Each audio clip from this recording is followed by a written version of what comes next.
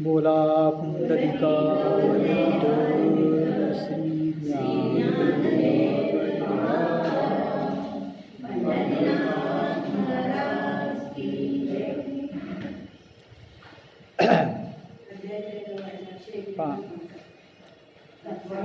सातव्या श्लोकाचा अर्थ मी फक्त आपल्याला सांगितलेला होता. अमानित्व मदंभित्व हिंसा क्षांतिराजीवम आचार्योपासनम शौचम स्थैर्यमात्मविनिग्रह. जे असा जो ज्ञानी पुरुष असतो त्या ज्ञानी पुरुषाची लक्षणे कोणती, त्याच्या ठिकाणी असणारे गुण कोणते, आणि हे गुण ज्याच्या ठिकाणी आहेत त्याला ज्ञानी म्हणावं असं गीताकारांचं म्हणणं आहे. जे केवळ ग्रंथ वाचले, काही ग्रंथ मुखोद्गत केले, अनेक प्रकारची शास्त्र वाचलेली, शास्त्रांचं अध्ययन केलेलं आहे, सर्व वेद मुखोद्गत आहे, त्यांना चतुर्वेदी म्हणतात. पण जर का अशा प्रकारची लक्षणं त्याच्या ठिकाणी नसतील तर गीताकारांच्या मते तो ज्ञानी नव्हे, हे लक्षात घेतलं पाहिजे. जे ज्ञानी कोण, तर अशा प्रकारची लक्षणं ज्याच्या ठिकाणी आहेत तो. आणि मग त्यात सांगितलं, मागं सांगितलं, मोठेपणाचा अभिमान नसणे, ढोंग नसणे, कोणत्याही प्रकारच्या प्राण्याला त्रास न देणे म्हणजे अहिंसा, क्षमा करणे, सरळपणा असणे म्हणजे मन वाणी इत्यादी ठिकाणी सरळपणा असणे, आर्जवम म्हणजे सरळपणा, सद्गुरूंच्या बद्दलची अंतःकरणामध्ये सेवा असणे, त्याची उपासना करणे, पुन्हा मनाची स्थिरता असणे आणि सर्व प्रकारची अंतर्बाह्य शुद्धता असणे, मनाचा आणि इंद्रियांचा निग्रह असणे, अशी लक्षणं ज्याच्या ठिकाणी आहेत त्याला काय म्हणावं, ज्ञानी म्हणावं असं गीताकार सांगतात. आता इथं गीताकारांनी ही लक्षणं सांगितली किंवा हे गुण सांगितले, पण मागं सांगितलं गुण हे अमूर्त असतात, गुण म्हणून काही दाखवता येत नाही. पण ज्याच्या ठिकाणी हे गुण आहेत त्या माणसाचं जर वर्णन केलं तर आपोआपच गुण म्हणजे काय हे लक्षात येईल. म्हणून माऊली काय करते, आता अमूर्त गोष्टीला मूर्त रूप द्यायचं, मग त्या गुणांचं वर्णन न करता हे गुण ज्याच्या ठिकाणी असतात अशा काय करते व्यक्तीचंच माऊली काय करते, वर्णन करते. त्यामुळे ते सगळं आपल्या कसं सहज लक्षात येतं. म्हणजे अमूर्त असल्याला मूर्त करणे, ज्याला रूप नाही त्याला रूप देणे. आता पहा, आता कोण ज्ञानी, तरी कोणत्याही विषयाचे साम्य होणे न रुचे, जे कुठल्याही विषयाशी तादात्म्य होणं ज्याला रुचत नाही, ज्याला आवडत नाही, जो कोणत्याही विषयाशी तादात्म्य होत नाही, संभावितपणाचे ओझे जया आणि सभ्यपणाचं ज्याला ओझं वाटतं. म्हणजे लोकांनी तो सभ्य नसतो असं नव्हे, तो सभ्यच असतो, पण लोकांनी त्याला फार तो सभ्य आहे असं म्हटलं तर त्याला बरं वाटत नाही. लोकांनी त्याला जर सभ्य आहे असं म्हटलं तर त्याला बरं वाटत नाही. म्हणजे त्याच्या ठिकाणी कुठल्याही प्रकारचा अभिमान अहंकार वगैरे काही निर्माण होत नाही. आतिलेचे गुण वानिता, पहा असलेले गुण त्याच्या ठिकाणी जरी एखाद्यानं त्याचं वर्णन केलं आणि त्याला मान्यता दिली म्हणजे त्याला मोठेपणा दिला, योग्यतेचे येता रूप अंगाने त्याच्या ठिकाणी योग्यतेचं रूप आणलं म्हणजे हा एवढा योग्य आहे, तेवढा योग्य आहे, याच्या ठिकाणी अमुक आहे तमुक आहे, अशा प्रकारचं जर त्याचं गुण जे आहेत त्या गुणांचं जर वर्णन केलं तर त्याला ते अजिबात आवडत नाही. मग ते वर्णन केलं तर तो काय करतो पहा, ते गजबजो लागे कैसा, तो घाबरू लागतो. म्हणजे एखाद्यानं त्याच्या ठिकाणी असलेल्या गुणांचं, नसलेल्या नव्हे, इथं काय माऊली म्हटलं, असलेल्या गुणांचं वर्णन केलं तरी सुद्धा तो घाबरू लागतो. व्याधे रुदला मृगू जैसा, ज्याप्रमाणे व्याधानं अगदी म्हणजे मृगाला अडवावं म्हणजे बाण मारून त्याला व्यथित करावं, त्याप्रमाणे का बाही तरता वळसा दाटला जेवी, किंवा एखादा मनुष्य एखाद्या नदीच्या प्रवाहात समुद्रातून आपल्या बाह्याने म्हणजे हाताने पोहत जावा आणि पोहत जाता जाता तो एखाद्या भोवऱ्यात सापडला. तो पोहणारा मनुष्य कशात सापडावा? भोवऱ्यामध्ये सापडावा. आता भोवऱ्यामध्ये जर सापडला मनुष्य तर किती पट्टीचा पोहणारा असला तर तो घाबरतो. तशी याची अवस्था होती. म्हणजे इतका तो घाबरतो. कशाला? सभ्यपणाचं आपल्या वर्णन केलं तर, आपल्या ठिकाणी असणाऱ्या मोठेपणाचं वर्णन केलं तर इतकं त्याला नको वाटतं. म्हणजे पहा, म्हणजे आज अलीकडं सगळे लोक नसताना आपल्या गुणांचं वर्णन करा म्हणून पाठीमागे लागलेले. इथं हा असलेल्या गुणांचं सुद्धा वर्णन जर लोक करू लागली तर त्याला एवढं वाईट होतं, तो अत्यंत घाबरू लागतो, त्याला ते नको वाटतं. याला काय म्हटलंय? ज्ञानी म्हटलेलं आहे. म्हणजे लक्षात घ्यायला हरकत नाही गीता काय सांगते, ज्ञानेश्वरी काय सांगते आणि आपण काय करतो, मी काय चाललेलं आहे जगामध्ये. तर गजबगो लागे कैसा व्याधेरुंदला मृग जैसा, का बाही तरता वळसा दाटला जीव, पारता तेने पाडे सन्मान जो साकडे. पहा, त्याप्रमाणे सन्मानानं जो कष्टी होतो, म्हणजे ज्याला कुठल्याही प्रकारचा त्याला सन्मान दिला ना त्याला नको वाटतं, त्याला दुःख होतं, त्याला खेद वाटतं. गरिमे ते अंगाकडे येऊची, मोठे पण तो आपल्या अंगाकडे येऊ देत नाही. म्हणजे कोणत्याही प्रकारचं मोठे पण तो अंगाकडे येऊ देत नाही. त्याला असं वाटतं आपण लहान होऊन राहू, आपलं पांडित्य आपलं काही लोकांना समजू नये किंवा तशा प्रकारची काही प्रसिद्धी होऊ नये. तुकोबाराने म्हटलं, लहानपण देगा देवा मुंगी साखर चारव,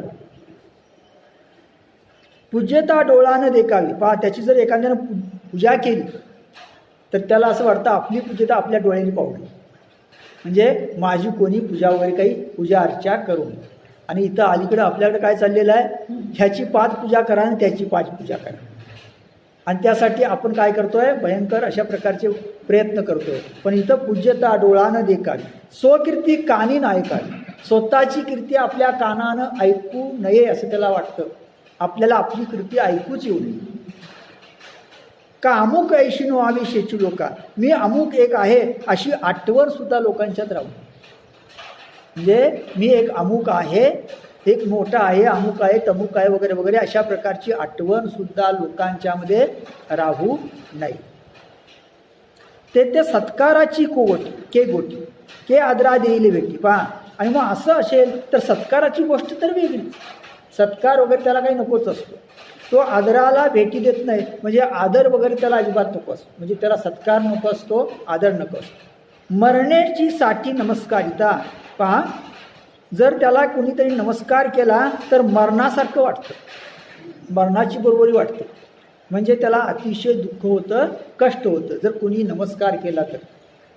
म्हणजे त्याला कुठल्याही प्रकारचा मोठेपणा नको असतो, आपली कीर्ती कानाने ऐकावं त्याला वाटत नाही, आपली कोणी पूजा करावी असं त्याला वाटत नाही. आणि एवढंच काय, तर कुणी जर त्याला नमस्कार केला तर तो त्याला मरणाबरोबर वाटतो, म्हणजे मरणप्राय वेदना देणारा असा तो नमस्कार त्याला वाटतो. वाचस्पतीचे पाडे सर्वज्ञता तरी जोडी. पहा, त्याच्या ठिकाणी अगदी ब्रह्मदेवासारखी जरी सर्वज्ञता असली तरी सुद्धा, परी वेडीवे माझी दडे महिवेवे, तरी सुद्धा तो काय करतो? वेड पांघरतो. मोठेपणाच्या भीतीनं तो काय पांघरतो? वेड पांघरतो. म्हणजे ब्रह्मदेवा एवढी योग्यता जरी असली तरी सुद्धा तो जगाला काय दाखवतो? जणू काय आपण वेड आहे. का बरं? जर आपण मोठे आहोत हे जगाला दिसलं तर काय होईल? त्यामुळे आपल्याला मोठेपणा प्राप्त होईल आणि तो मोठेपणा आपल्याला नको आहे, म्हणून तो वरून वेड पांघरतो. म्हणजे खरे साधू कसे असतात? वरून जगाला दिसायला वेडे असतात. ते कधीही स्वतःच्या पांडित्याचं प्रदर्शन करीत नाहीत, हे लक्षात घ्या. चातुर्य लपवी महत्त्व हरवी. पहा, तो चातुर्य आपल्या ठिकाणी जे असतं ना ते लपवून ठेवतो. महत्त्व हरवी, आपलं जे महत्त्व आहे, आपल्या ठिकाणचे काही मोठेपण असेल, आणखी काही गोष्टी असतील ना, ते तू बाजूला ठेवतो. पिशेपण मिरवी आवडोनी, आणि आवडीनं तो वेडेपणा मिरवतो. जे आवडीनं तो काय करतो जगामध्ये, मी वेडा आहे असं दाखवून देतो, वेडेपणा मिरवतो आणि आपल्या ठिकाणी असणारं मोठेपण, चातुर्य, ज्ञान सगळं तो बाजूला ठेवतो, लपवून ठेवतो. म्हणजे प्रसिद्धीपासून फार दूर असतो. म्हणजे खरा साधू कसा असतो, प्रसिद्धीपासून दूर असतो. म्हणजे खरे साधू कुठं असतात, हिमालयात असतात किंवा कुठल्या तरी गुहेत जाऊन बसतात. ते प्रसिद्धीपासून कसे असतात, दूर असतात. त्यांना प्रसिद्धी नको असते. लौकिकाचा उद्वेग, लौकिकाचा उद्वेगू म्हणजे लौकिकामुळे त्याला दुःख होत असतं, तो लौकिकात येत नाही, लौकिकापासून कसा असतो, दूर असतो. शास्त्रांवर उबगू, शास्त्रांचा त्याला कंटाळा असतो. म्हणजे अनेक शास्त्र वाचायची आणि उगीच वादविवाद करायची, चर्चा करायची वगैरे, हेही त्याला नको असतं. उगेपणी चांगू अति भरू, आणि उगेच अगदी उगेपणी चांगू अति भरू म्हणजे जर एखाद्यानं त्याचा चांगलेपणानं त्याचं जर गुणगौरव केलं तर तेही त्याला गुणी वाटतं, म्हणजे नको असं वाटतं. जगे अवज्ञाची करावी, पहा जगानं आपली अवज्ञा करावी म्हणजे जगानं आपला अपमानच करावा. पहा त्याची इच्छा काय असते, पहा जगानं आपला अपमानच करावा. आपण मोठ्या अवधी कुणाला समजूच नाही. संबंधी सोयची न धरावी, जे सगळे सोयरे कोणी असतील त्याने आपली संगतच करू नये. म्हणजे नातेवाईक मित्रमंडळी सगळे सोयरे कोण असतील ना, त्याने आपला संबंधच ठेवू नये. कारण हा जर संबंध ठेवला ना तर ते सगळे पिकतात ना आपल्याला. त्याच्यापेक्षा मग संबंध नसेल तर एकांतामध्ये भगवंताचं स्मरण करता येईल. हे लक्षात घ्या. जेवढे तुमचे संबंध जास्त तेवढे तुम्ही काय व्हाल, भगवंतापासून दूर जाल. एकांत महत्त्वाचं आहे. पुढे त्या एकांताचं वर्णन केलेलं आहे. म्हणजे खरा साधू का असतो, एकांतात असतो. एकांतात त्याच्याकडे चुकून कोणीतरी आला तर त्याचं क्षणार्धात तो कल्याण करतो, बस. ऐशी ऐशी जीवी चाडभू, अशा प्रकारची त्याच्या मनामध्ये फार अतिशय इच्छा असते. म्हणजे एकांतामध्ये तो राहतो. अगदी कोणीही आपल्याशी संबंध ठेवू नयेत, जगानं आपली अवज्ञा करावी अशा प्रकारची त्याची इच्छा असते. तळवटेपण बाणे, पहा तळवटेपण बाणे म्हणजे हीनपणा हेच त्याला भूषण वाटतं. म्हणजे आपल्याला लोकांनी हीनत्व देणं, आपल्याला लोकांनी कमी समजणं, आपल्या लोकांनी अपमान करणं हे त्याला कसं वाटतं, अगदी भूषण वाटतं.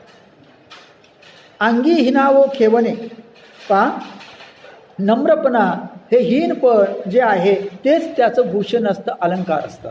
म्हणजे नम्रपणा पाहिजे त्याच्या ठिकाणी आणि त्याच्या ठिकाणी हीनत्व असलं पाहिजे.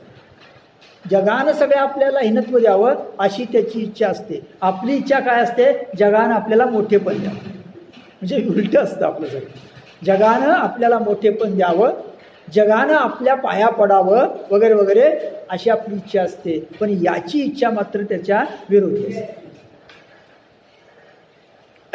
ते त्याची करणे बहुत करुणी, पहा पुन्हा पुन्हा तो तेच करत असतो. हा जितून आणो हे लोककल्पी येणे भावे, पहा हा जिवंत आहे की नाही, लोककल्पी येणे भावे. लोकांनी त्याची कल्पना सुद्धा करू नये. म्हणजे हा जिवंत आहे की मेला आहे हे सुद्धा लोकांना समजून. तैसे जिने व्हावे ऐशी अशी, अशी आपली जीवन दशा असावी. म्हणजे हा जिवंत आहे की मेला आहे याच्या पलीकडे आपली अवस्था असावी, असं आपलं जीवन असावं. म्हणजे जगानं अगदी वेगळं तुच्छ लेखलेलं. म्हणजे साधू खरा कोण असतो, जिकडं जग बघतच नाही असा कोणतरी तो खरा साधू असतो. आणि ज्याच्याकडे गर्दी असते तो काय खरा साधू नसतो. तर लक्षात घेतलं पाहिजे, ज्याच्याकडे जास्त गर्दी असते तो खरा साधू नसतो. लक्षात घ्या. मग तुम्हाला या टी व्हीवर आणि यूट्यूबवर अनेक प्रकारचे साधू तुम्हाला पाहायला मिळतात, महाराज पाहायला मिळतात. प्रचंड गर्दी नाही, साधू नव्हे. लक्षात आलं ना.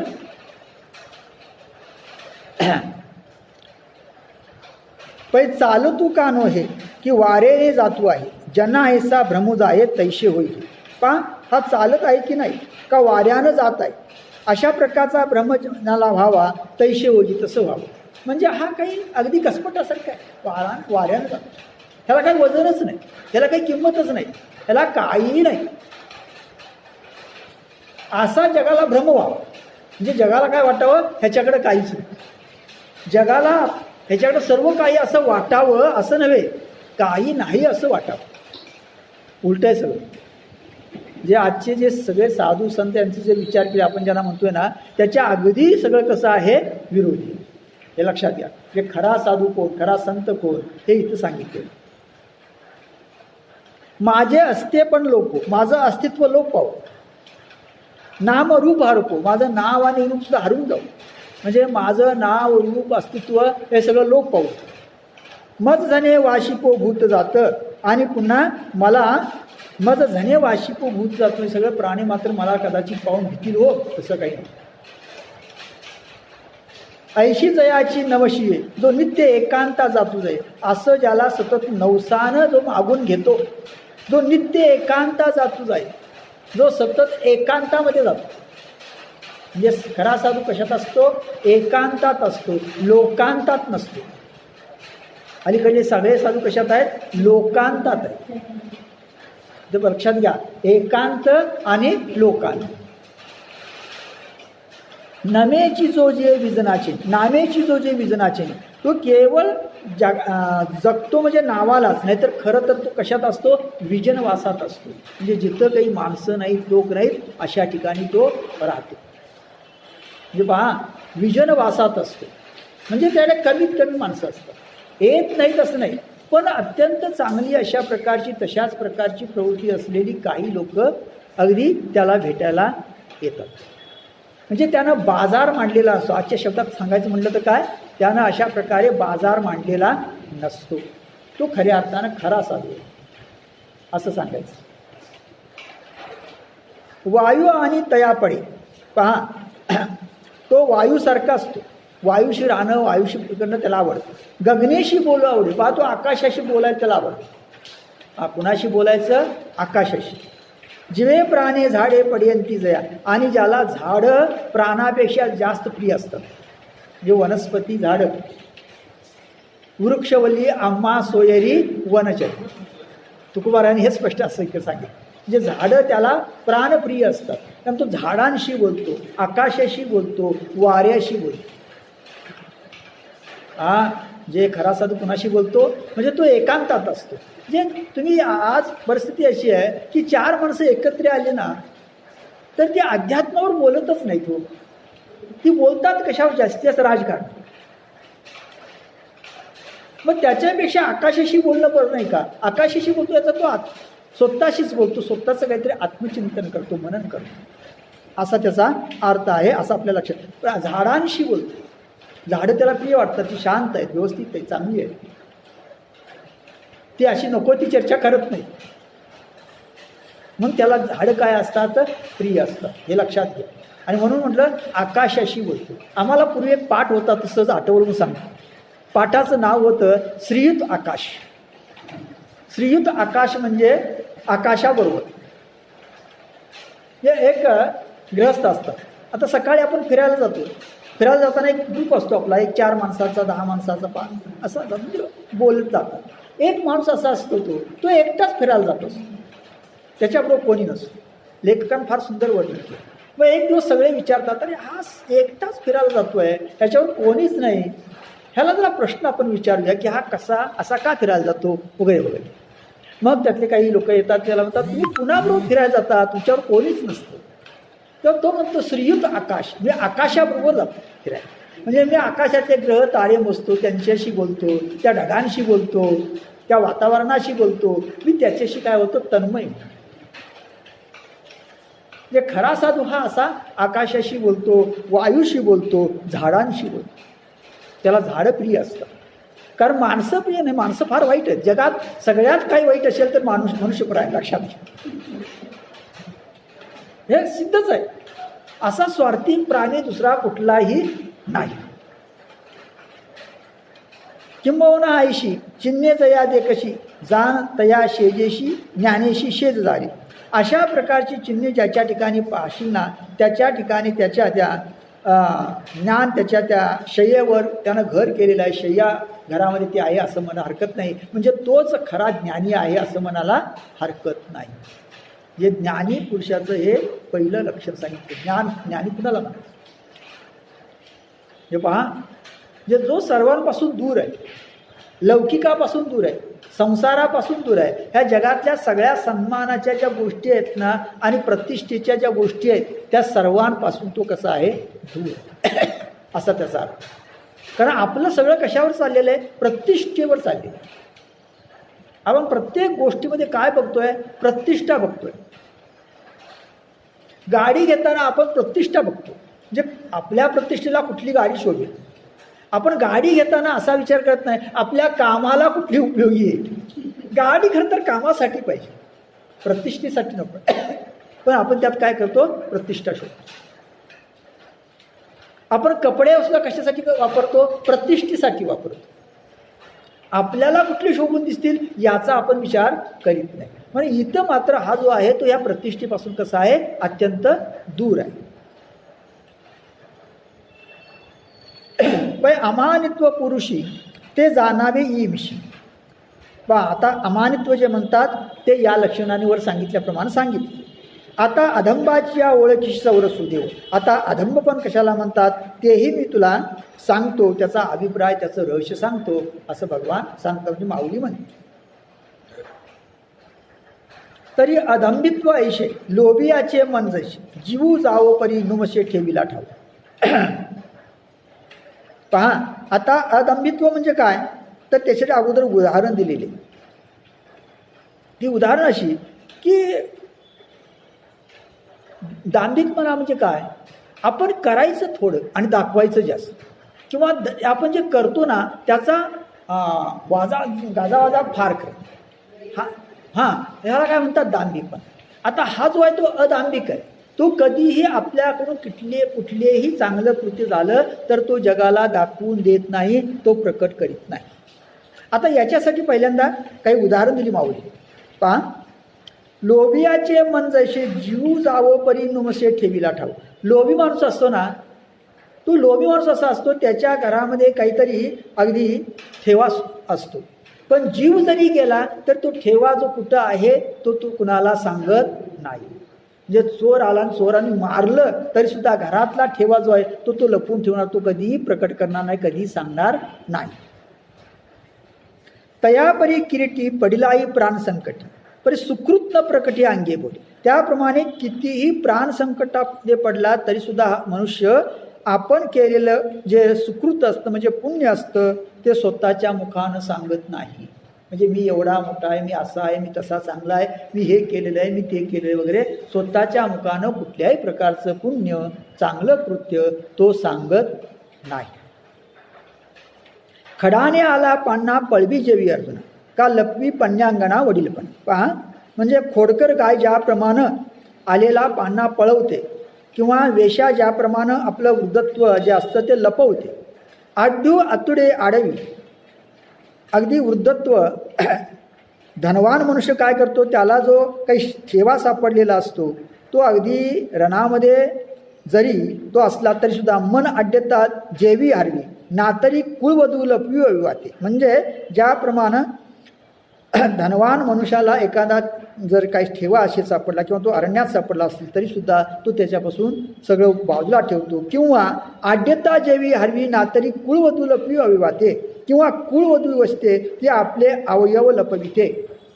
म्हणजे कुळवधू ही काय करते, आपलं शरीर जास्त झाकण्याचा प्रयत्न करते. त्याप्रमाणे नाना कृषी वळू आपुले पांगुरवी पेरी. पहा, कृषीमुळे शेतकरी काय करतो, पेरलेलं झाकतो. शेतकरी काय करतो, धान्य पेरतो, धान्य पेरले तो काय करतो, झाकतो. त्याप्रमाणे तैसे झाकी निपजले दान पुण्य. त्याप्रमाणे तो काय करतो बरं, आपण केलेलं दान आणि पुण्य तो काय करतो, झाकून ठेवतो. म्हणजे तो प्रकट करीत नाही, म्हणजे तो सांगत नाही. म्हणजे कुठल्याही प्रकारचं सत्कृत्य असेल, अपुण्य असेल, दान असेल, कुठल्याही प्रकारचं चांगलं कर्म असेल, तो कधीही लोकांसमोर बोलत नाही, सांगत नाही, ते अगदी झाकून ठेवतो. म्हणजे हे आजची जी परिस्थिती आहे त्या परिस्थितीच्या अगदी विरोधी आहे. आजची परिस्थिती काय आहे, एवढं केलं की एवढं करून सांगणे, मी हे केलं, मी ते केलं. आणि राजकारणाचा विचार केला तर विचारूच नका. इथं हा कसा आहे, अगदी याच्या विरोधी. वरी वरी देहो न पूजी लोकाते न रंजी. पहा, देहाची पूजा करीत नाही, म्हणजे शरीराला जे आवश्यक आहे तेवढंच घेतो, त्याच्या पलीकडे देहाचं काही तो लाड पाळत नाही. लोकाते न रंजी, लोकांचं रंजन करीत नाही, म्हणजे मनोरंजन करीत नाही, लोकरंजन करीत नाही. लोकरंजन करणे म्हणजे आज अलीकडे सगळ्या प्रकारचे कार्यक्रम आहेत ना, ते लोकांचं मनोरंजन करण्यासाठी आहेत. तो लोकांचं रंजन वगैरे काही करीत नाही, हे लक्षात आहे. जे खरा साधू, खरा प्रवचनकार, खरा कीर्तनकार हा वेगळा असतो, विषयाला अनुसरूनच तो बोलतो. नाहीतर अनेक प्रवचन कीर्तनकार आहेत, तो विषय बाजूला आणि ते काय करतात, 3 तास लोक रंजनच करतात, मनोरंजनच करतात. मग आपण म्हणतो त्यांना हास्य कल्लोळ केला. हास्य कल्लोळासाठी प्रवचनाला कीर्तनाला यायचं नाही, त्यांना हास्य वगैरे क्लासेस असतात तिकडं जायचं. पण इथं हे आपण सगळं काय करतोय अशा प्रकारे कर. स्वधर्मो वाग्ध्वजी बांधोनी, स्वधर्माचा ध्वज तो आपल्या वाणीनं कधी बांधत नाही, म्हणजे स्वधर्म केल्याबद्दल तो कुठेही आपल्या मुखानं काहीही बोलत नाही. म्हणजे मी हे केलेलं आहे, मी ते केलेलं आहे, मी हे करतो आहे, मी ते करतो आहे वगैरे कुठंही तो काहीही बोलत नाही, हे लक्षात घ्या. म्हणजे किती दूर आहे तो सर्वापासून. म्हणजे खरा साधू जो आहे, खरा ज्ञानी जो आहे, तो या सगळ्या गोष्टींपासून कसा दूर आहे. परोपकारू न बोले. पहा, परोपकार केलेला बोलत नाही. म्हणजे कुठल्याही माणसावर कितीही परोपकार केला असला तर तो कधीही कुठेही बोलत नाही. न मिरवी अभ्यासिले. पहा, त्याचा अभ्यास असतो पण त्या अभ्यास तो मिरवत नाही, त्याचं प्रदर्शन करीत नाही. म्हणजे जे ज्ञान असतं त्याच्याकडं त्या ज्ञानाचं प्रदर्शन करीत नाही. लक्षात घ्या, संत साहित्याने मराठीतलं जे पंडिती वाङ्मय आहे, ह्या 2 जर वाङ्मयाची तुलना केली तर तुमच्या लक्षात घ्या. पंडितांनी काय केलं, आपल्या ज्ञानाचं प्रदर्शन करण्यासाठी ग्रंथ लिहिले. कशासाठी? ज्ञानाचं प्रदर्शन करण्यासाठी. पंडिती काव्य मराठीतलं जे आहे ना सगळं ते असं आहे. आणि संतांनी कशासाठी लिहिलं? संतांनी लोकांना उपदेश करण्यासाठी. तिथं ज्ञानाचं प्रदर्शन नाही, हे लक्षात घेतलं पाहिजे. मग पंडित काय करतात, काय अगदी नदीचं वर्णन करायचं म्हटलं तर अगदी 10 पानं नदीचंच वर्णन करतात. म्हणजे मी नदीचं वर्णन एवढं केलं, त्यांना मी किती चांगलं वर्णन करतो हे लोकांना काय करायचं आहे, दाखवायचं आहे. तसं इथं नाही. परोपकार न बोले, न मिरवी अत्याशिरे, न शक्य विकू जोडले स्पितीसाठी. पहा, एवढंच नव्हे तर त्यानं जे काही प्राप्त केलेलं असतं, शिकून जे घेतलेलं असतं, ते सगळे प्रतिष्ठेसाठी, कीर्तीसाठी कधी विकत नाही. जे ज्ञान प्रतिष्ठेसाठी, कीर्तीसाठी तो विकत नाही. जो ते शिकलेलं असतो ते आपण काय करतोय, हे प्रतिष्ठेसाठी विकतोय, कीर्तीसाठी विकतोय, असं आपल्या लक्षात आहे. आणि त्यामुळं आपण काय करतो, कुठंही काही सांगतो आणि न विचारता सांगतो. कुठंही काही सांगायचं नाही.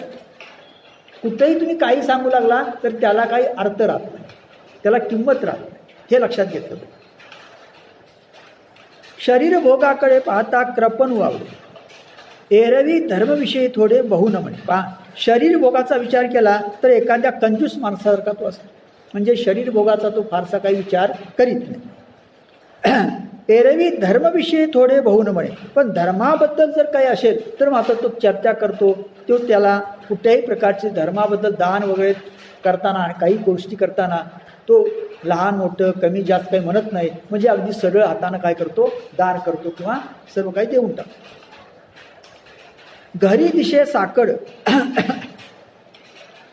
देहीची आई ती रोड, परी दानी जया होड सुरतरुषी. पहा, घरामध्ये दारिद्र्य असतं, देहानं पाहिला तर अगदी त्याची जी ठेवण असते ती सुद्धा अगदी मोजकीच असते. परी दानी जया होड सुरतरुषी, पण दानामध्ये जर विचार केला तर तो जणू काही कल्पवृक्षाची बरोबरी करील असा असतो.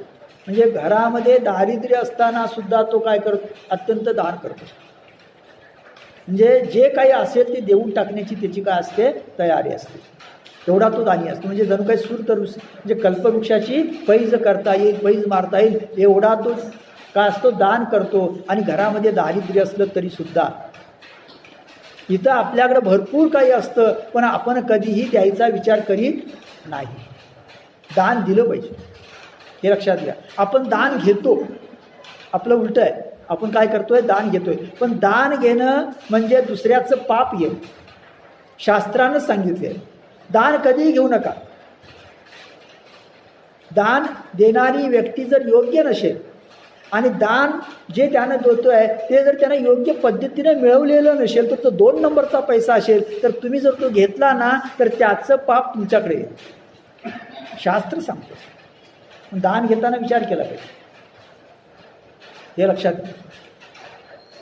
म्हणजे हे शास्त्राने सगळ्याकरता सांगून ठेवलेलं आहे, पण आपण त्याचा विचार करू. म्हणून दान शक्यतो घ्यायचं नाही. हां, कामाचा मोबदला घ्या, मी काम केलं त्याचा मोबदला, पण दान नाही घ्यायचं कोणाचं.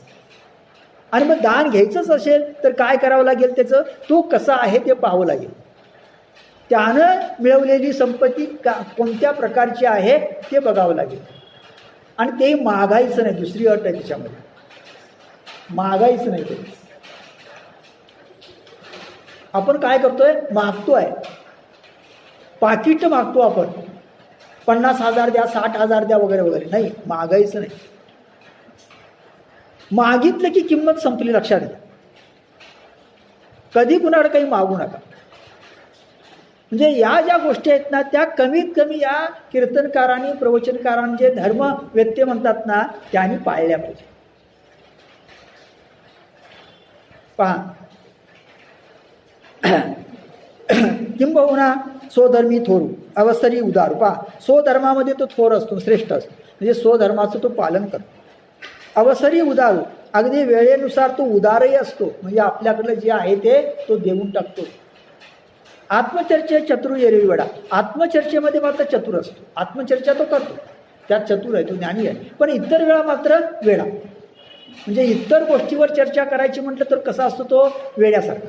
पण आत्मचर्चा जर करायची असेल तर मात्र त्यामध्ये तो चतुर असतो, तो चर्चा करतो. केळीचे दळबाडे हळू पोकळ आवडे. पहा, केळीची जो खोपटं असतात ना ती हळूवार असतात, ती कोवळी असतात, ती पोकळ असतात. परी फळून या गाडे रसाळ जशी. पण जेव्हा त्यांना फळ येतं ना तेव्हा मात्र ती रसाळ होतात, चांगली सुंदर अशा प्रकारची रसाळ फळं देतात.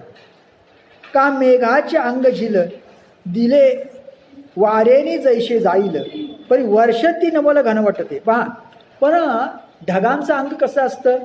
अगदी झिरझिरीत असतं, विरळ असतं, हलकं असतं, अगदी वाऱ्यानं जातं, नाही का? ढग कसे झिरझिरीत हलके असतात वाऱ्यानं. पण जर पाऊस पडू लागला तर अरे बापरे, याच ढगातून एवढा पाऊस, म्हणजे गावच्या गावं वाहून जातील असा पाऊस पडू लागतो, आपल्याला माहिती. म्हणजे अशा प्रकारे परी वर्ष ती नवल घन वाटते. पण जेव्हा वर्षाव करू लागतं ना तेव्हा तेच जे थेंब असतात ना ते थेंब अगदी जणू काय फार मोठे होतात, जाड होतात, ती गारा खाली पडू लागतात.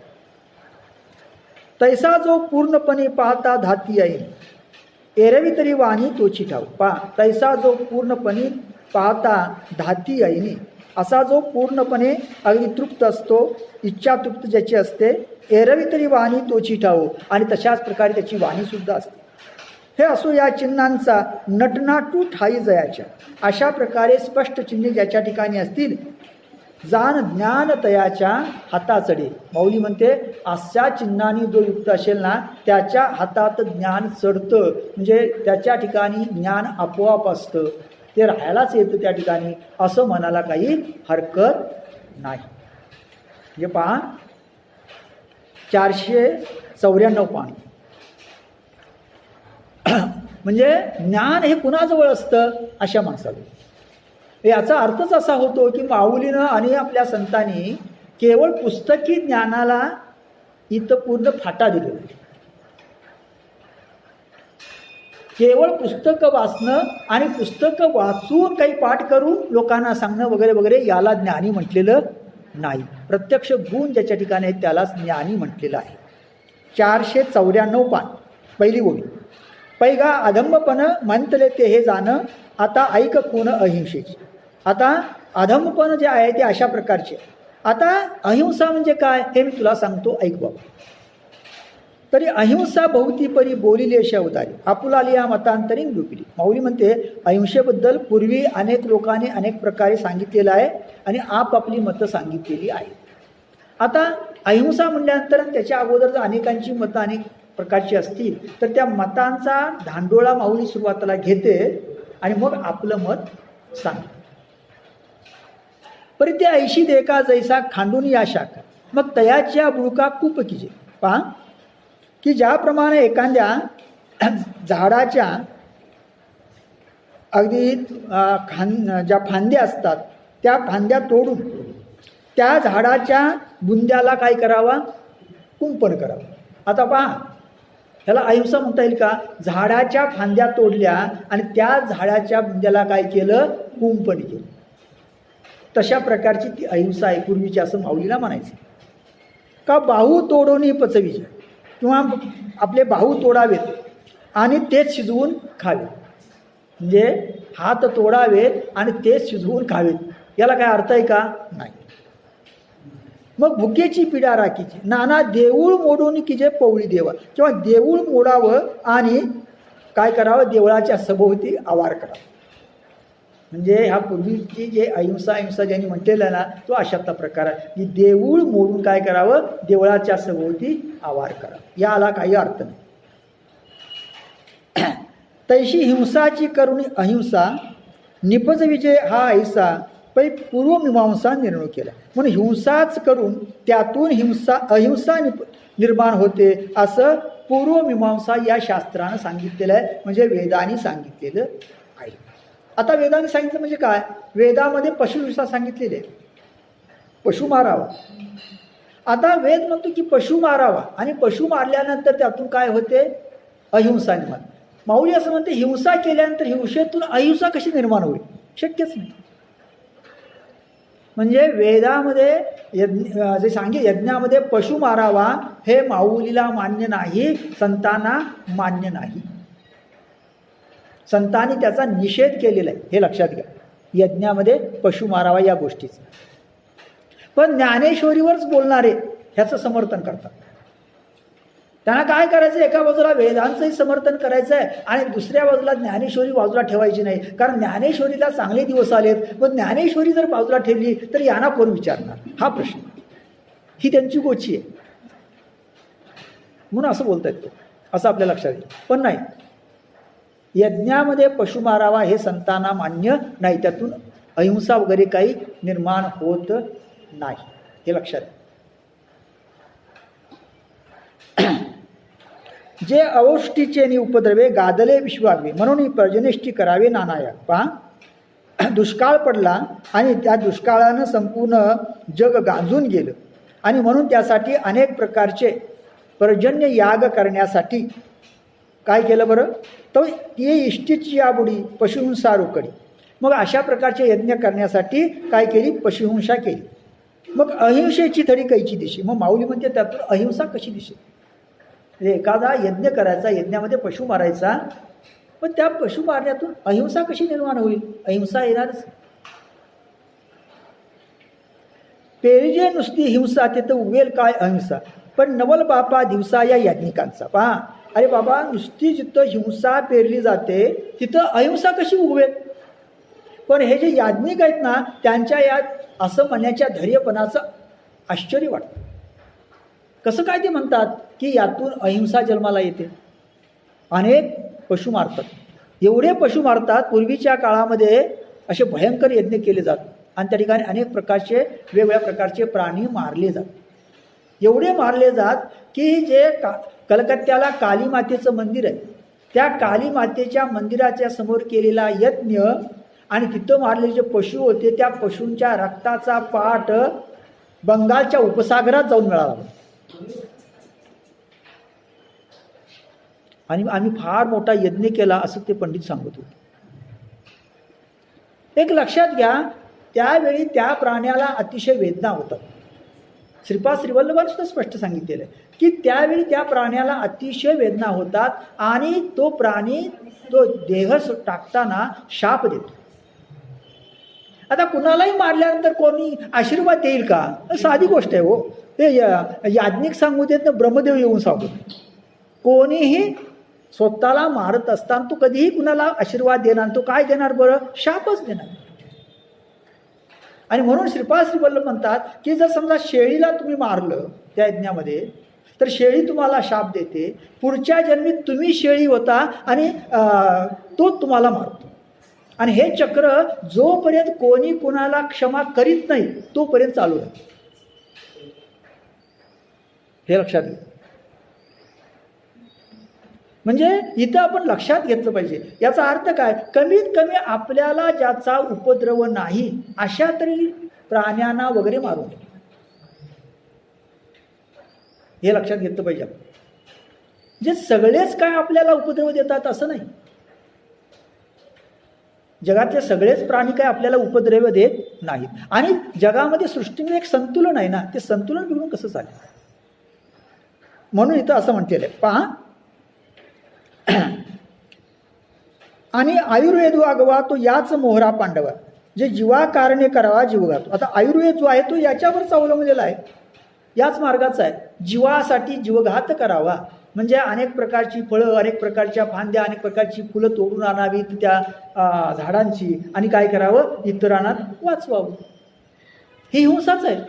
हा माऊली अहिंसेचा विचार कसा करतात? म्हणजे ही एक प्रकारची हिंसाच आहे. आणि त्यातून तुम्हाला काही अहिंसा म्हणजे तुम्हाला स्वास्थ्य मिळेल, पण कधी ना कधी ते तुम्हाला भोगावं लागेल. कारण त्या झाडाला त्यावेळी वेदना होतात, त्याच्या फांद्या तोडताना, त्याची फळं तोडताना. म्हणून असं म्हटलं जातं देवपूजेसाठी सुद्धा फुलं तोडताना भगवंताचं स्मरण करीत करीत तोडावे. आणि कधीही कुठल्याही झाडाची पूर्ण फुले तोडू नयेत. सकाळ सकाळी काही फुलं शिल्लक ठेवावी. हे लक्षात घ्या. म्हणजे इथंपर्यंत हा विचार केला पाहिजे. समोरच्या व्यक्तीचा, समोरच्या माणसाचा, त्या झाडाचा, त्या प्राण्यांचा काय केला पाहिजे? विचार केला पाहिजे. आपण आपल्या जिभेला इतकं सैल सोडलेलं आहे की आपण कशाचाच विचार करतो. कोल्हापूरच्या सभोवती बघा रविवारी काय चाललेलं असतं सगळीकडे. काय रविवार म्हणजे त्यांना असा काय भयंकर वाटतो म्हणता, काय विचारू नका. नाना रोगे आळली लोळती भूते देखील. पहा, अनेक रोगानं अगदी व्यापलेली, त्रस्त झालेली प्राणी मात्र बघितले. ते हिंसा निवारावया केली चिकित्सका. आणि ती हिंसा निवारण्यासाठी चिकित्सा केली आणि अनेक प्रकारच्या झाडांचा काय घेतला? बळी घेतला. तर ते चिकित्से पहिले एकाचे कंद खणविले. आता पहिल्या ते चिकित्सेसाठी काय केलं? काही झाडांचं कंद खणून काढले. एका उपडविले समूळ सपत्री. काहींना उपडून टाकलं, अगदी समूळ मुळापासून पानासहित उपडून टाकलं. म्हणजे अशा प्रकारे आपण काय करतो? झाडं मारतो आहेत आणि काय करतोय? त्याच्यापासून अनेक प्रकारचे औषधं तयार करतोय. पण झाडं मारल्यानंतर औषध तयार तर दुसरी झाडं तर लावली पाहिजेत कमीत कमी, ते आपण करीत नाही. म्हणजे इथं त्या झाडांचा सुद्धा विचार केला जातो, त्यांना सुद्धा जीव आहे. कारण वनस्पती कशी आहे? सजीव आहे. असं शास्त्राने मान्य केलेलं आहे आणि विज्ञानाने मान्य केलेलं आहे. एके आड मोडविली अजंगमाची खाल काढविली. पहा, काही मध्येच मोडली, काही झाडांची साल काढली. एके गर्भिणी उकडविली पुटा माझी. काही ठिकाणी तर अगदी म्हणजे गर्भिणी, गरोदर असणारे प्राणी सुद्धा उकडून मारतात. हो, त्या डुक्कर वगैरे असतं ना, ते गरोदर असणारे त्या डुक्करीला मारतात.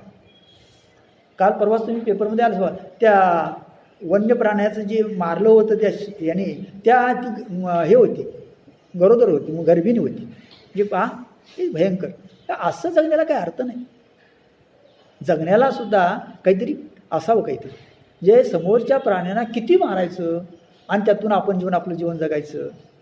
आणि जर जगताच आपल्याला जर काही दुसरा मार्ग असला, आपण मरण स्वीकारलेलं बरं की त्यांना मारण्यापेक्षा. भयंकर आहे.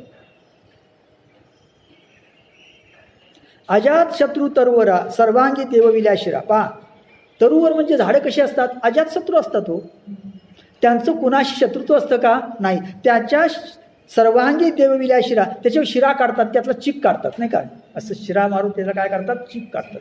अहो, चीक म्हणजे काय? त्याचं रक्तच असतं ते झाडाचं. चीक म्हणजे काय असतं? रक्तच असतं. ऐशे जीव घेऊन धनुराग कोरडे केले. अशा प्रकारे त्यांचे जीव घेऊन ह्या सगळ्या वनस्पती काय करतात, लोक कोरड्या करतात, माळून टाकतात. आणि जंगमाई हात लावणी काढिले पित्त. आणि काही सजीव प्राण्यांना सुद्धा अगदी हात लावून त्यातलं पित्त काढून घेतात. मग राखीले शिणत अनेक जीव. आणि मग ते दुसरे जीव असतात ना, दुःखी कष्टी म्हणजे आजारी, अशा प्रकारचे जीवांचं काय करतात, रक्षण करतात. म्हणजे एकाला मारतात आणि दुसऱ्याचं काय करतात, रक्षण करतात. याला काही अर्थ नाही. ह्याला काही अहिंसा म्हणता येणार नाही. अहो वस्ती धवळारे मोडून केली देवारे. पहा, नांदती घरं मोडून देवारे केले. त्याला काय अर्थ आहे का? म्हणजे नांदती घरं मोडून काय केले, देवारे केले. नागवून व्यवहारे गवांधी घातली. काय केलं, एखाद्यानं व्यापारामध्ये लोकांना नागवलं, फसवलं आणि अन्नछत्र घातलं. म्हणजे व्यापारामध्ये काय करायचं, लोकांना फसवायचं आणि त्या पैशातून काय करायचं, अन्नछत्र घालायचं. त्याला काय अर्थ आहे का? काहीच नाही. म्हणजे आम्हाला पुढे एक पाठ होतं. एका गावामध्ये एक असा अत्यंत कंजूस आणि असा आणि सर्वांना अगदी त्रास देणारा, सगळ्यांना लुबाडणारा एक व्यापारी असतो. आणि त्यानं प्रचंड संपत्ती मिळवलेली असते. दुष्काळ पडतो. दुष्काळ पडल्यानंतर गावातली माणसं अन्न पाणी करून मरू लागतात. मला लोक सांगतात, बाबा दुष्काळ, पण आता दुष्काळामध्ये तर तुम्ही काहीतरी द्या लोकांना. तो काही देत नाही. तर सगळे लोक आल्यानंतर तो म्हणतो, हां आम्ही एक मदत करतो. काय मदत करतो? मी जी माणसं मेलेली आहेत स्मशानामध्ये ना, त्यांना जाळण्यासाठी लाकडं देतो.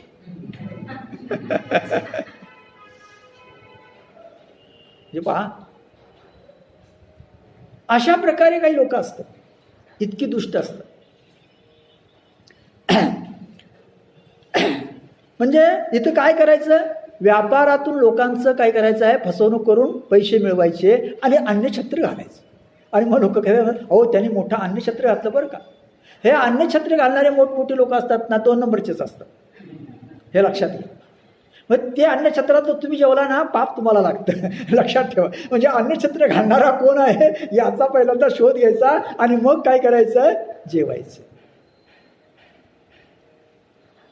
मस्तक पांघुरविले तर तळवटी उघडे पडली. म्हणजे आपल्या जे काय वस्त्र असेल त्यानं जर डोकं पांघरलं तर खालचा भाग उघडा पडेल. त्याप्रमाणे घर मोडून केले मांडव पुढे, किंवा घर मोडावा आणि घराच्या समोर मांडव करा.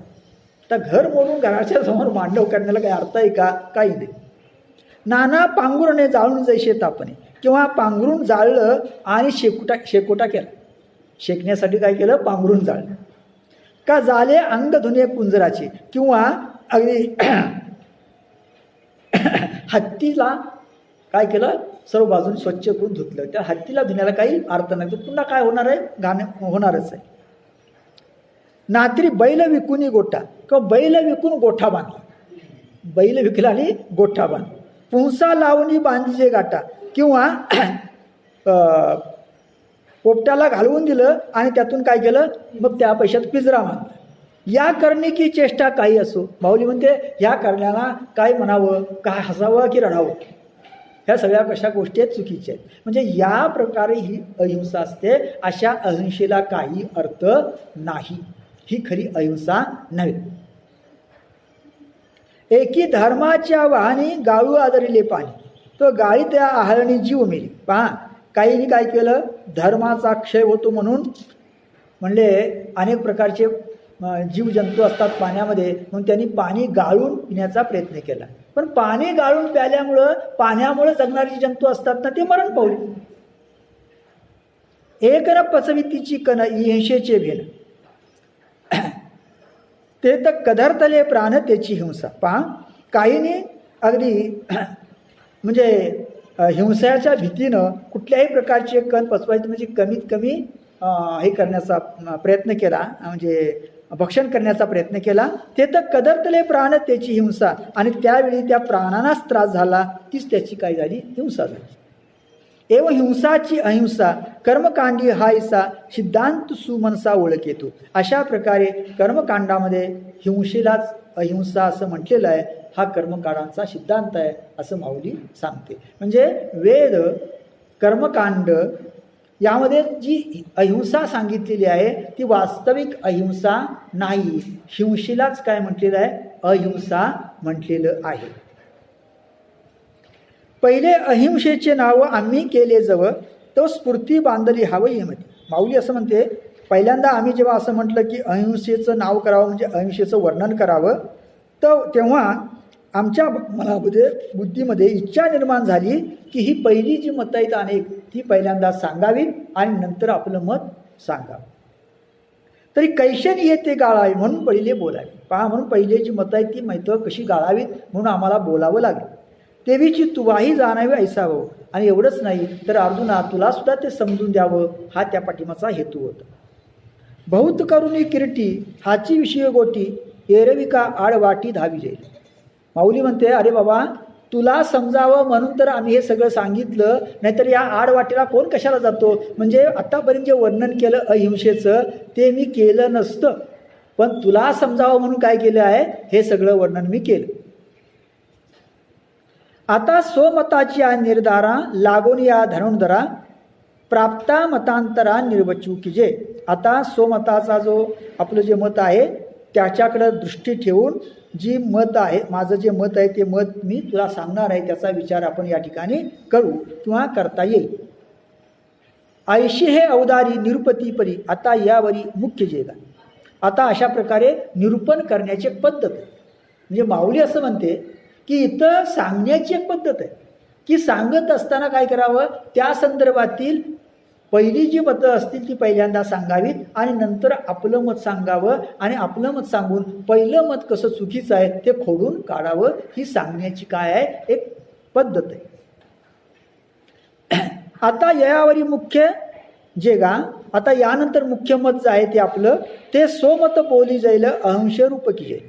ते माझं स्वतःचं मत मी तुला सांगेल अहिंसेबद्दल आणि अहिंसेचं रूप सांगितलं जाईल. जिया उठली अतुल ज्ञान दिशे. आणि जी अहिंसा अंतकरणात उठल्यानंतर म्हणजे बांधल्यानंतर तुला खऱ्या अर्थानं ज्ञान दिसेल, तू खऱ्या अर्थानं ज्ञानी होशील. म्हणजे आता मी माझं मत असं तुला सांगणार आहे की जी अहिंसा अंतकरणात उठल्यावर म्हणजेच बांधल्यावर तुला काय होईल, पूर्ण ज्ञान दिसेल, म्हणजे पूर्ण तुला खऱ्या अर्थानं तू ज्ञानी होशील. परिते अधिष्ठिलेनी अंगे जाणी जे आचरतेनी बागी. पहा, पण ती अंगी बांधल्यावर ती आचरणावरून लक्षात येईल. जैशी कसवटी सांगे वाणी याते. ज्याप्रमाणे कसावरून सोनं लक्षात येतं, म्हणजे कस कसा आहे त्याच्यावरून कसं सोनं लक्षात येतं. ते 24 कसाचं आहे, 22 कसाचं आहे, का 18 कसा वगैरे वगैरे. त्याप्रमाणे माऊली असं म्हणते की या ठिकाणी ही अहिंसा जी आहे ती अंगी बांधल्यावर आचरणातून लक्षात येईल. म्हणजे अहिंसा कशातून लक्षात येणार आहे, त्या माणसाचं आचरण कसं आहे त्याच्यावरून लक्षात येणार आहे. तैसे ज्ञाना मनाचे भेटी सरिषेची अहिंसेचे बिंब उठी. तेची ऐशे किरीटी परिसाता. पहा, ज्ञाना मनाचे भेटी सरिषेची अहिंसेचे बिंब उठी. जे ज्ञान आणि मन याचं ऐक्य झाल्यानंतर त्या ठिकाणी खऱ्या अर्थानंही अहिंसा उठून दिसते. अशी जी अहिंसा आहे ते अर्जुना ती अहिंसा आता मी तुला सांगतो, तू ऐक. तरी तरंगू नोलांडितू लहरी पाये न फोडितू सांचलू न मोडतू पाणी याचा. पहा, यात सुंदर एक उदाहरण दिले, अप्रतिम उदाहरण. पहा,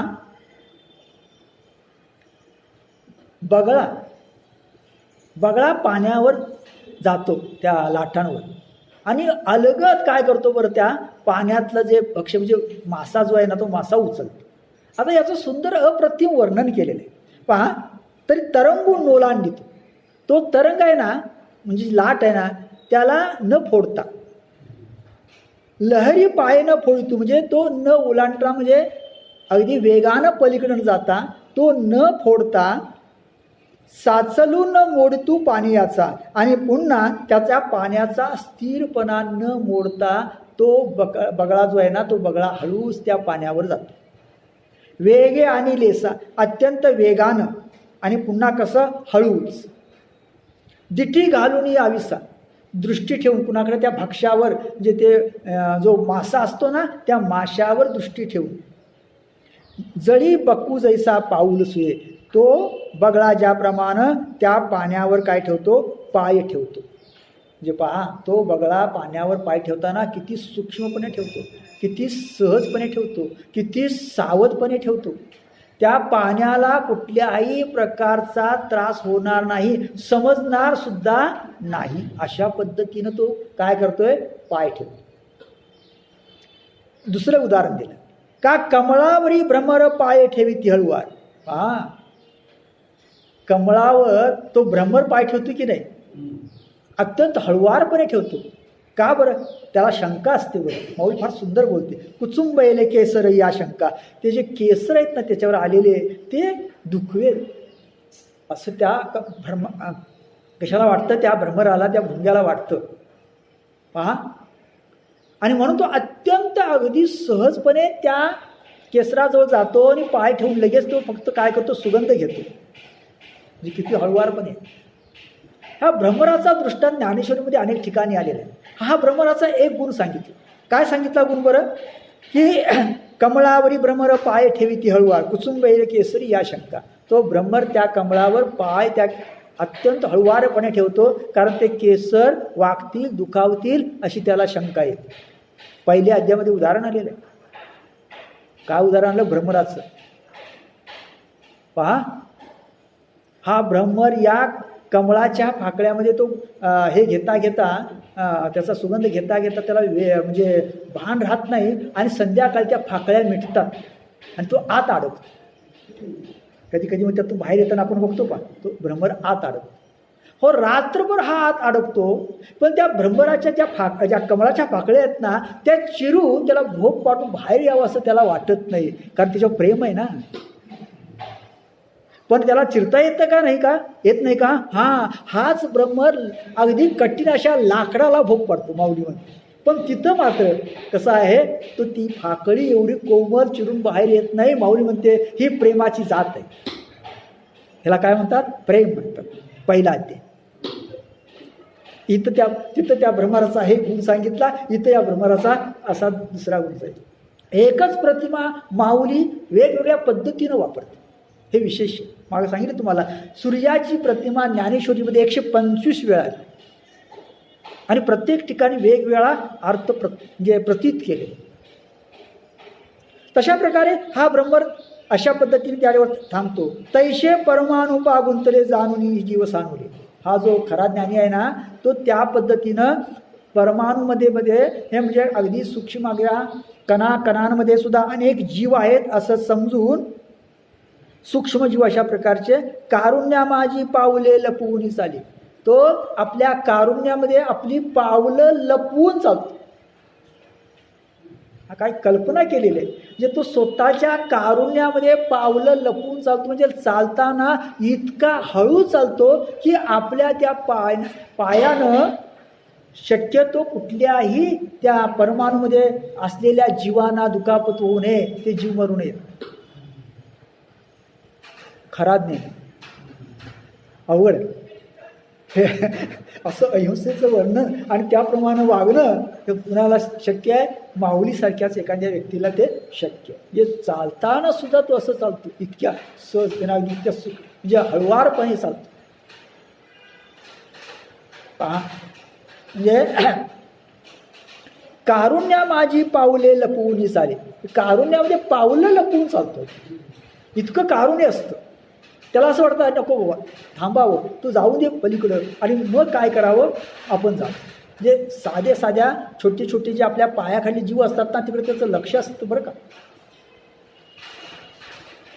हे लक्षात घ्या. नाहीतर मग आपण गाड्या काय चालतो काय ना, आणखी काय किती जीव मरतात नाही काय विचारू नका.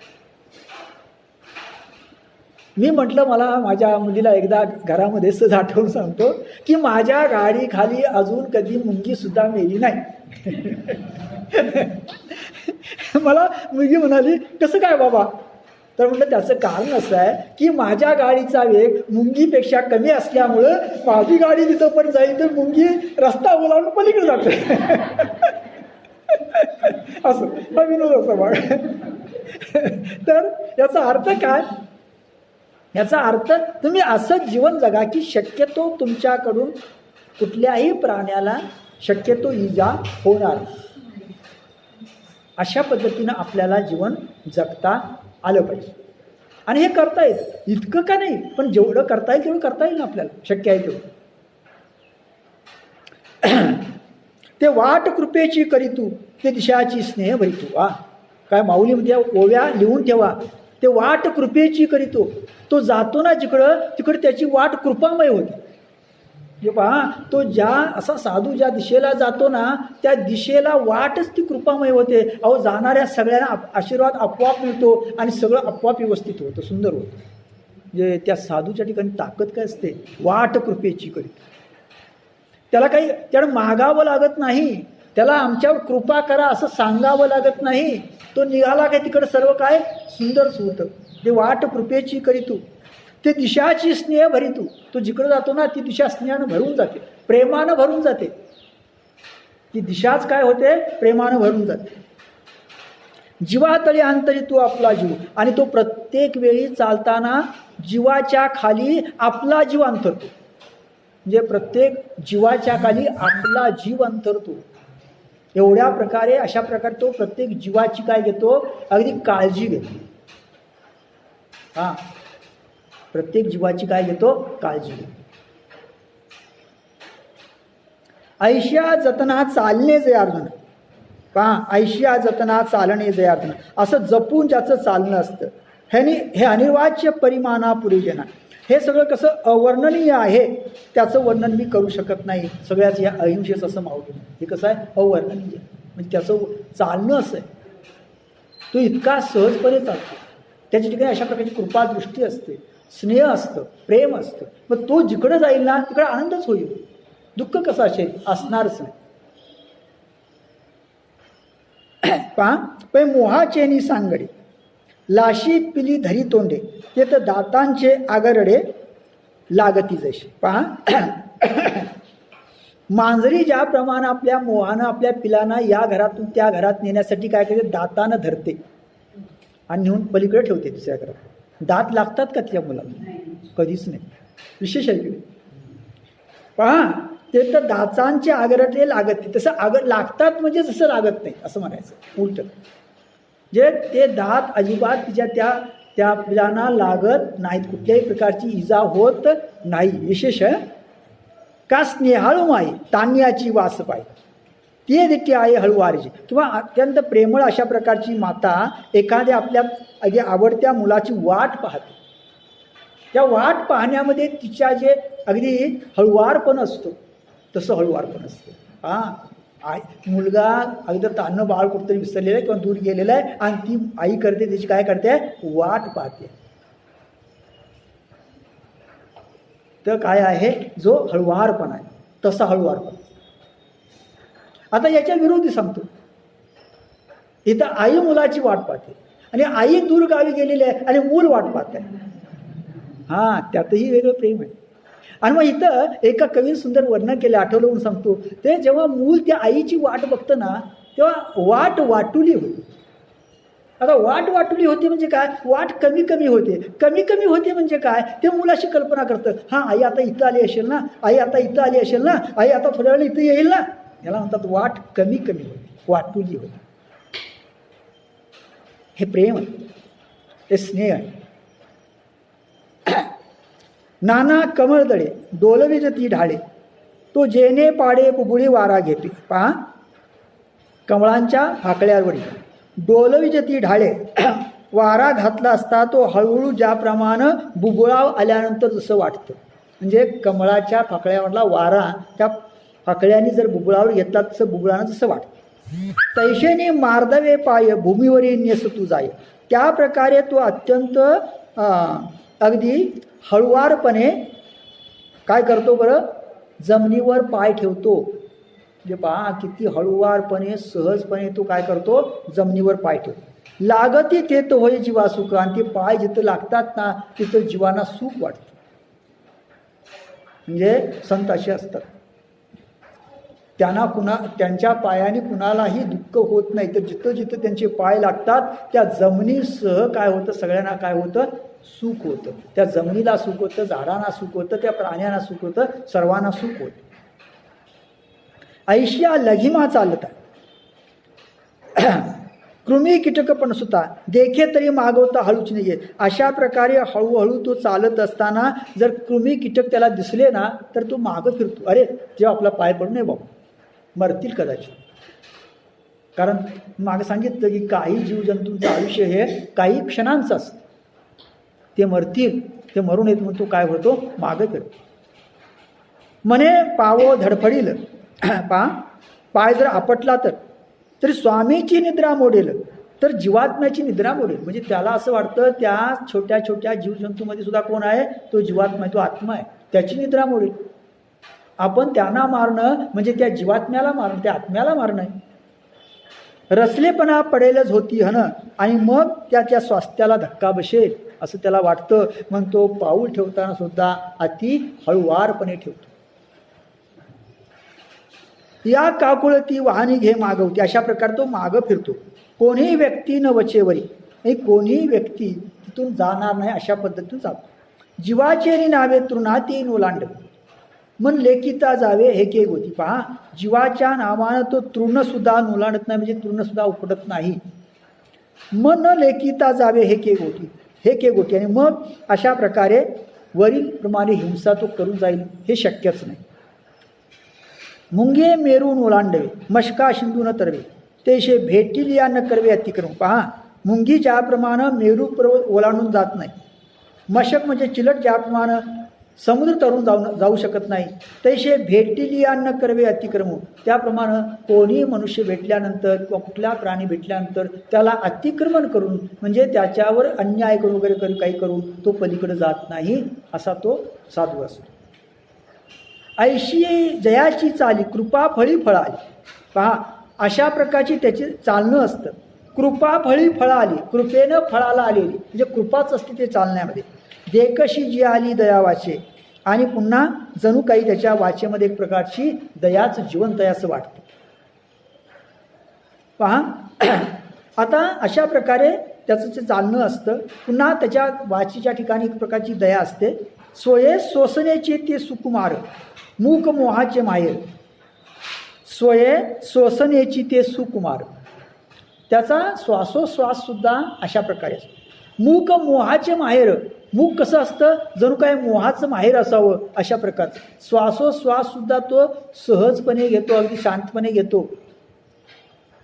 माधुर्या जाहले अंकुर दशन तैसे, आणि पुन्हा त्याचे दात कसे असतात बरं, तर जणू माधुर्याला अंकुर फुटावेत असे असतात.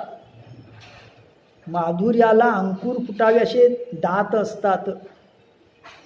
म्हणजे त्याचे दात एवढे सुंदर असतात की दाताने सुद्धा त्याच्याकडून काही वेगळं अगदी घडेल असं वाटत नाही. पुन्हा याच दातांचं वर्णन 6व्या अध्यायात आलेलं आहे. योग्याच्या ठिकाणी मग नवीन दात येतात असं म्हटलेलं आहे. आणि दातांची जी पंक्ती असते ना योग्यांच्या ठिकाणी, ती जणू काही रत्नांची पंक्ती असं वाटतं, असं 6व्या अध्यायामध्ये वर्णन आलेलं आहे. पुढा स्नेह पाजरे माघा चालती अक्षरे, हे का बरं सांगितलं. त्याचे दात असे असतात म्हणजे त्याच्या जिभेतून येणारे जे शब्द असतात, तोंडातून येणारे शब्द ते अतिशय करुणामय असतात, अतिशय चांगले असतात, मृदू असतात, प्रेमळ असतात, हळुवार असतात. कसे, पुढा स्नेह पाजरे माघा चालती अक्षरे. सुंदर बोलले. पुढा स्नेह पाजरे माघा चालती अक्षरे. अगोदर त्याच्या मुखातून त्याच्या चेहऱ्यातून प्रेमाचा वर्षाव होतो आणि मग अक्षर बाहेर पडतो मुखातून. अगोदर प्रेमाचा वर्षाव बाहेर पडतो, प्रेम बाहेर पडतं आणि मग अक्षर पडतात. पुढा स्नेह पाजरे मागा चालती अक्षर. म्हणजे प्रेमानं हळुवारपणानं भरलेली असतात ती अक्षर. शब्द पाठी अवतरे कृपा आधी, शब्द नंतर जन्माला येतो, कृपा अगोदर. म्हणजे त्या कृपेतून त्याचा शब्द जन्माला येत असतो, त्या प्रेमातून त्याचा शब्द जन्माला येत असतो. म्हणजे त्याचं जे बोलणं असतं ना ते कसं असतं ते इथं सांगितले. पुढा स्नेह पाजरे माघा चालती अक्षरे, शब्द पाठी अवतरे कृपा आधी.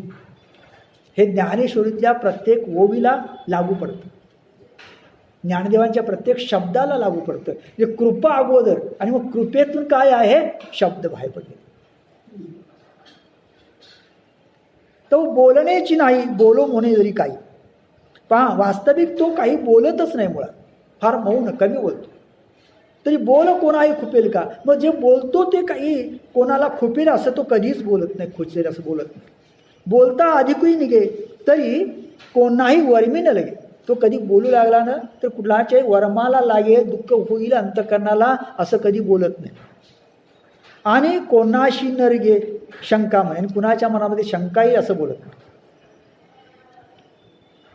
मांडली गोटी हन मोडेल.